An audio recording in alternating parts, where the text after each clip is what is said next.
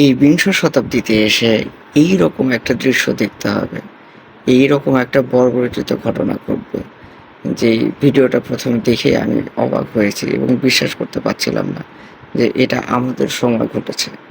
আদতে আমরা নিজেদেরকে সভ্য এবং আধুনিক মনে করি, কিন্তু এই আচরণে আমার মনে হচ্ছে এটা প্রস্তর যুগ বা অনেকেই বলছে জাহিলিয়াতের যুগের আচরণ হয়েছে।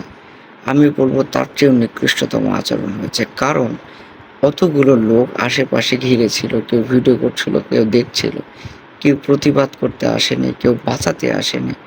নির্মমতার একটা লিমিট থাকা উচিত। আর এটা নিয়ে দেখছি বিভিন্ন সংবাদ মাধ্যমে যে অনেকেই আন্দোলন করছে, বিভিন্ন স্টুডেন্টরা হ্যান ত্যান, ঠিক আছে, কিন্তু আমার মনে হয় আদতেও কি এই নির্মমতার কোনো সুষ্ঠু বিচার হবে? আমাদের দেশের যে পরিস্থিতি আমি দেখছি, যে কোনো একটা ঘটনা ঘটলে আমরা অনেক তোড়জোড় করি, হইচই করি, মিছিল মিটিং করি। দেন আরেকটা ঘটনা আসলে এই অতীতের ঘটনা ঢাকা পড়ে যায়। সেটা সুষ্ঠু তদন্ত হলো কিনা বা সুষ্ঠু বিচার হলো কিনা সেই ভ্রুক্ষেপ আর কারো থাকে না।